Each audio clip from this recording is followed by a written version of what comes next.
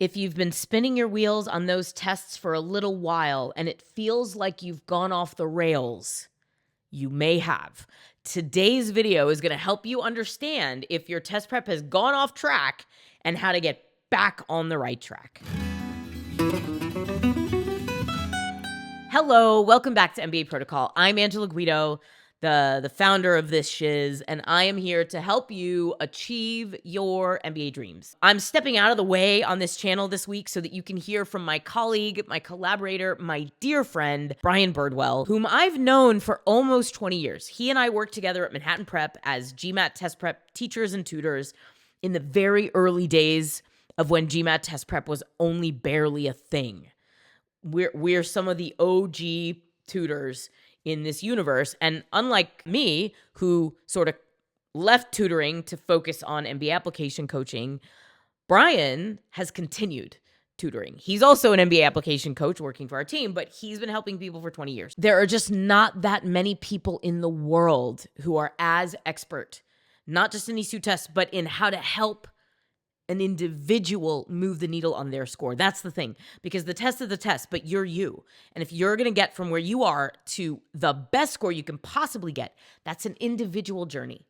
And Brian has guided thousands of people on that individual journey, and he knows how to help you go from where you are to where you want to be. And today he's going to tell you how to know if your study has gone off track and how to get it back on track. Take it away, Brian. I'm Brian Birdwell, the resident test prep nerd. I try to help relieve the suffering of our clients who are still struggling with the GMAT and the GRE. I've spent 20 years teaching these tests and a couple others, and I've extracted a lot of, I think, wisdom from watching hundreds and thousands of students struggle with the same things that you're struggling with. So today we're going to talk about 3 signs that your prep is off track and you need a major correction. And I'm going to throw in a little bonus at the end for a secret twist that I think is really important for you to make in perspective if you're going to be successful on this journey. Okay, so the first sign that your preparation has gone off track is you're saying, I need more problems, and you're looking for other sources of problems to do. This is so common. I can't tell you how many hundreds of times I ran into students who had worked the entire official guide 3 times, and they were looking for more novel sources of problems, or they had done hundreds of hours worth of problems in their self-paced program online, and they needed more problems, new problems. This is a terrible sign for your preparation because you shouldn't need that many problems to master these concepts and to score your best. It means that you've been doing something wrong all that time, unfortunately. It doesn't mean that it wasn't valuable that time, but it means it wasn't maximally valuable at best, and at worst, that it was actually harmful the way you did those thousands of problems. So you don't need more problems. You need to do fewer problems and get more value from them. I've got a video out there called The Top 3 Mistakes That You're Making in Your Prep, where I talk more about how to review problems and how to get value out of the problems that you do. So this is something that you need to correct immediately. You don't need to work thousands of new problems. You need to master a few problems and get creative about them, okay? So the thing that you're not doing is you're not training yourself to have the light bulb moment. You are training yourself to execute if you are in constant search for new problems.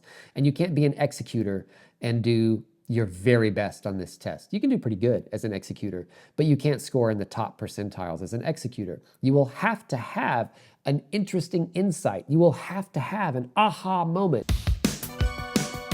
There will be problems that you've seen problems like on your test, but there will certainly be problems with new dynamics or new twists that you have not encountered. And this is where people who have trained for execution fail.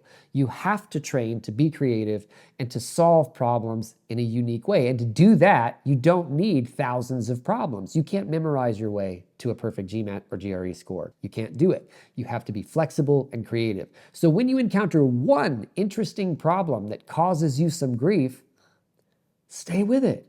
Write your own variations to that problem. Create new versions of that problem for yourself to do and work them all until you can work that problem very fluidly and you see how some of the patterns intersect and interact. That's getting value from a challenging problem. The second sign that your prep has gone off track is related, and that is you think you need more tests.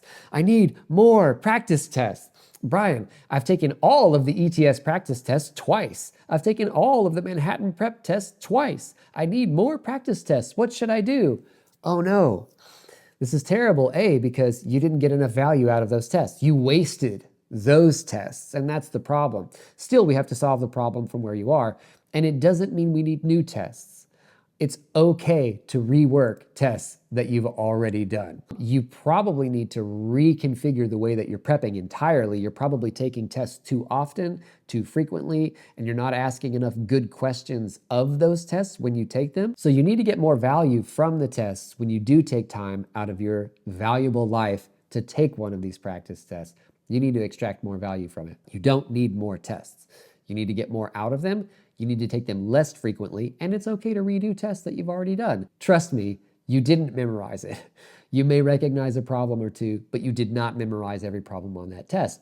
And retaking a question adaptive test, like the GMAT, you won't see exactly the same questions the second time that you take it. That particular practice test will draw from the same pool of questions, but you won't see exactly the same questions in the same order as you did the first time. So it's okay to redo tests and don't take them so often. The third sign that your prep has gone off track is that you have invested, let's say 40 hours and you are not seeing movement on your score.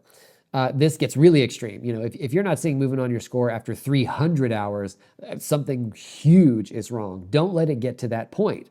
I've had probably a dozen consultations in the past year with clients who spent several hundred hours with self-paced programs and their score had not moved 1 point. That's way too late in the game. Don't waste your life for hundreds of hours prepping for this test and going nowhere. If your score's not showing some change after 40 hours of prep, something is wrong. You are not doing the work correctly. You're not reviewing correctly. You're not getting the value that you need to get out of your practice time. So that's a sign that things are off the rails and they need a major correction. And now a little secret. It sounds subtle, and it is. It sounds maybe less impactful, but trust me, this is worth its weight in gold, especially if you are a quantitative person, if you are an engineer, if you are a math major, if you do a lot of heavy quantitative work at work. It's common for people with this profile to be very frustrated with the quantitative parts of the GRE and the GMAT.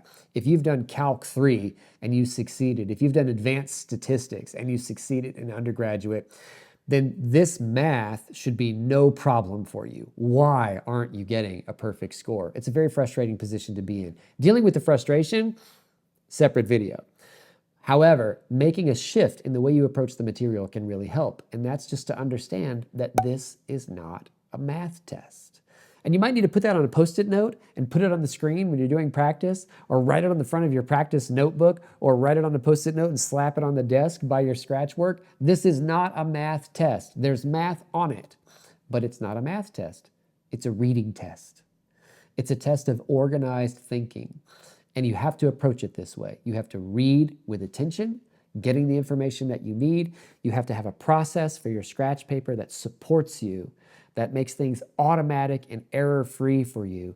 You can't approach it like a mental math test, like you're going to do a bunch of fancy quantitative wizardry. There will be opportunities here and there, and that will feel good. But on the whole, it's best if you approach this as if it's a reading test, as if the quantitative section is actually a verbal section. So just repeat that as your mantra. This is not a math test. This is not a math test. This is not a math. Okay, you get it. Don't you just love Brian? Like, isn't he just a calming, soothing, wise presence? We call him a wizard around the MBA Protocol campus because he's like, he seems to have magical powers. I hope you're getting a feeling of that through his calming and rational advice. If you're interested in having Brian on your MBA application team, free GMAT, GRE group tutoring sessions are part of all of our programs at MBA Protocol. So just scroll down to the pinned comment and request a call if you'd like to work with us on your applications. And you could be having a small group meeting with Brian in a week from now and moving the needle on your test prep. I will see you tomorrow on GMAT week on MBA Protocol, because we've got 2 more big videos for you. Brian is bringing the fire to help you move the needle on that score. Oh, and don't forget to hit the subscribe button so that you don't miss any of our MBA week, any of our GMAT week, GRE week, any of the rest videos that we have coming this week and for the rest of this year as you tackle the MBA mountain and achieve your dreams. See you tomorrow.